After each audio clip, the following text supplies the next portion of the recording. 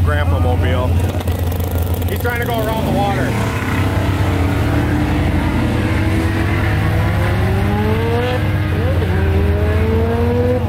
Chevy got out there, took about half the track for the Evo to kick in, but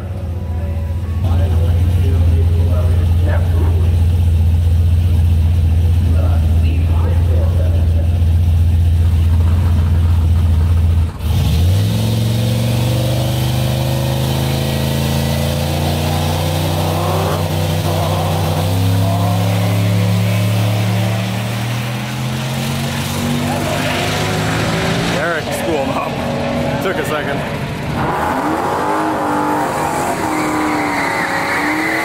It's 1276. we're going to get some little practice runs in here. And then at 7 p.m., so in about an hour and 15 minutes, we're going to have a little booger dragster gamblers race. We need at least 4 to participate. Three for the prize and the trophy.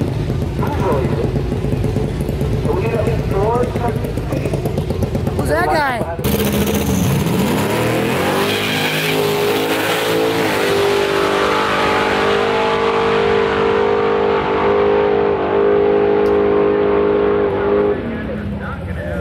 Alright, so at the track now, I already made one pass. I'm here with Hunter today. So he's got the Mustang out. I have the Escalade here. I had it out earlier today. I went to go drive it and it made 9 pounds on the leave, and now it only made 3 pounds, so it was really lazy when I left. Alright, I'm right under that speaker, so these guys keep talking, so I'm gonna jump in the truck. So at the track, and I did make one pass already. I'm letting it cool down right now because I had it out to test it earlier today, and I got it to make 8-9 pounds on the leave.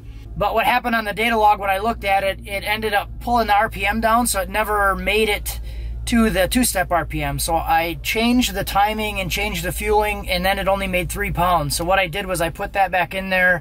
I just tested it. It did make over 6 pounds on the 2-step, so I'm gonna leave it there, like 6 pounds at 4,100, and I'm gonna leave it there. So the first pass was a 12.7 with a 260 foot. So not really great, but it took a long time to get going because it only left on 3 pounds at 3,800 RPM. So let it cool down because I tested it twice and the trans was like 200 degrees and I don't want to get it too hot. So just went up, let Hunter make a pass. He's doing pretty good. His car just made 1,000 horsepower. He's running on low boost right now, just trying to get the launch dialed in. So he's running like 15, 16 pounds. And I think it made 1,000 on 26 pounds. So yeah, 12.7 first pass ever with this thing, which is really accurate compared to what I was getting with the Draggy. It was like a 260 foot and then around that like 12.6-ish. So was only on like 15 pounds, 16 pounds. So I'd like to get it up in the 20, like 22, 23 pound range and see where we can go with it. I think I just got to keep reminding myself that this isn't a race car. This is like an Escalade. So it's heavy and it's not going to do a 1.460 foot and go 150 miles an hour. So yeah, I'm going to let this thing cool down.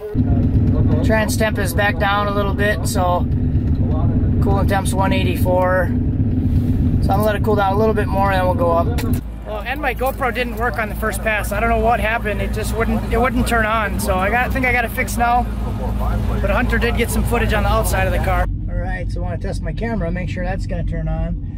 So I did make a couple changes to the tune. I put the 2-step timing add and fuel, or timing subtraction and fuel add in there, and then I changed my shift points. I lowered the 2-3 shift by 300 and I lowered the 1-2 shift by 200.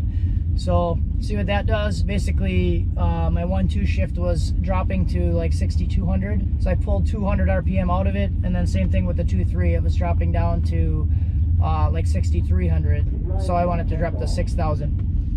So other than that, that's all I did. I turned the boost controller up a little bit. I went up like 8% because before I went up 6% and it only added 2 pounds. So we'll see where we end up.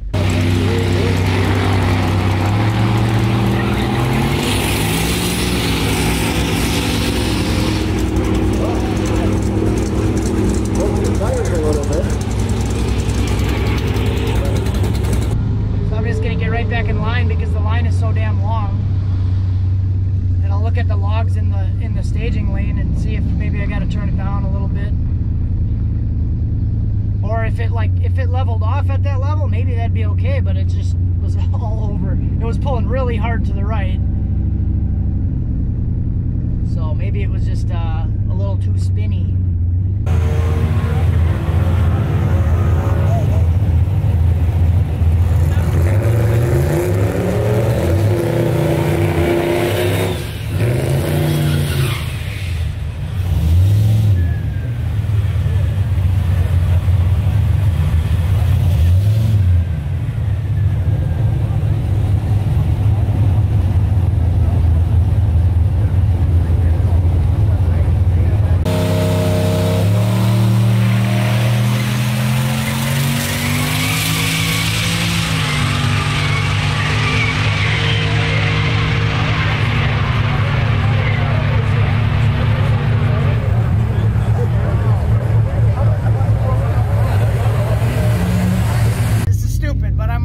Because my GoPro died right on the line, but this went 1190 at 124 with a 160 foot, so that seemed like it worked pretty well. It was pretty slick, so I kind of ramped the boost in, and it felt decent, but it felt like it was spinning, but I was able to hang on to it and stay in it, and it was making probably 23, 24 pounds.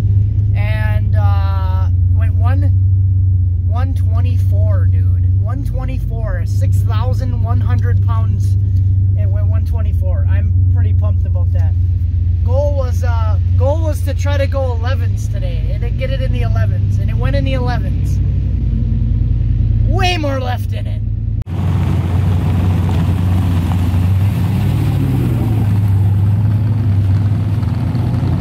The back wheel well. Doesn't spin at all, it looks like. And here's the front wheel well. So you can see there's still a bunch of rubber all over it. So the whole passenger side, both wheel wells are loaded with rubber. The driver's side are completely clean. So I'm guessing that's what happened and what the squealing was. If you listen on that last pass, you can hear it squealing the whole way down the track. So I'm guessing it's just the passenger side tires. You can see when in the beginning of the video, when I'm trying to go around the water box, I can get my driver's side tires around the water, but I can't get the passenger side around the water. So that's why I was kind of driving back and forth, just trying to get all the water off as best I could. So I'm guessing that's what the spinning was, and I could really feel it while I was driving down the track. But overall, I'm happy with it. It went 11.9 at 124. So if I use the Wallace Racing calculators here, they calculate horsepower from weight and mile per hour. It shows around 897. If I use the other calculator, 6,100 pounds the truck is, and this one shows 933 for a 124. So it's between that like 890, 930 range probably. So overall, pretty happy with that. I feel like that's probably pretty close to where this thing should be with the turbo making 22 pounds. So I'll go over the data log from the last pass. So right here is where I went 100% throttle, and you can see it's at 2,000 RPM. And then I ended up holding it for about 9 seconds before I released it. So it takes quite a while to get up there. So 3,900 RPM. It was making a peak of about 5 pounds, 5.3 pounds when I left. In second gear, we're at about 22 pounds, 15 degrees. Third gear, 23 pounds, 14 degrees. So right around in that range. 11.5 air-fuel ratio pretty much the whole time. 11.5, 11.6, 11.7, right in that range. Injector duty cycle is right around 45%, so only using about half the injector. And you can see what I did here. This is the boost controller. So here it's only at about 78. That's when it was making 16 pounds and it was at 78%. And then here I ramped it up to 82%. So not much of a ramp, but it is a little bit of a ramp to try to just keep the wheels from spinning. Yeah, so there you go. When I left, it was making about 5 pounds. And then here it was making about 14 a few seconds in. So about halfway through first gear, it's making 14 pounds. Top of first gear is making 18 pounds at 17 degrees. But my RPM is at around 7,300. And after I added power and turned the boost controller up, my RPM drop didn't drop as much, obviously. So instead of a 1,000 RPM drop, it was only a 600 RPM drop. So I can probably take some more RPM out of the gear change with it at this boost level. So I'd still like the shift drop to drop to about 6,000 RPM. So I can probably pull another 300 RPM out of this to get it to drop to 6,000. So that should make my 1-2 shift about a half a second earlier. And then same thing with the 2-3 shift. It only dropped to 6,400. So I should be able to pull 400 RPM out of this for the 2-3 shift and then get it into third gear probably between the 2 shifts. If I pull a little bit out here and a little bit out here, I could probably get it into third about maybe almost a full second faster. And then I might be able to squeeze a little more RPM and mile an hour out of it, especially if I can get those wheels to stop spinning. Depends how serious I want to get about this. I'm pretty happy with it where it's at. I did go to 85% on the boost controller, and that's when it was making about 24 pounds, but I didn't get a full pass out of it. Depends where you look with the back pressure. It's kind of all over the place. So 46 is like pretty high already for 21 pounds. So that's like over 2-to-1. But then it started to drop back down a little bit here.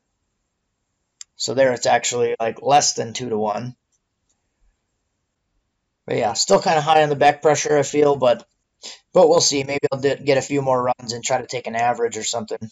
Another thing I've been playing with is this 2-step timing ad.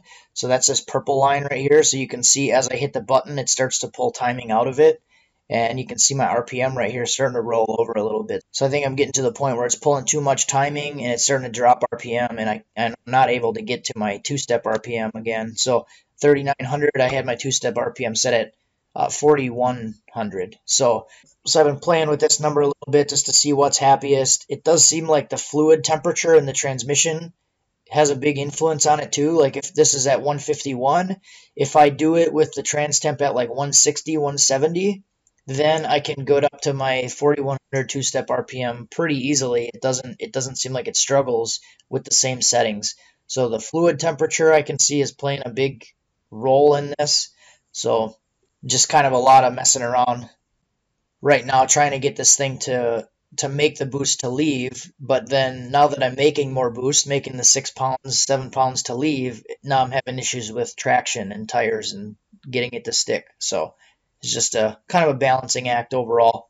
Big heavy vehicle. It's definitely a different challenge from a 3,000 pound Fox body that like will stick in the rain. So that's what we got.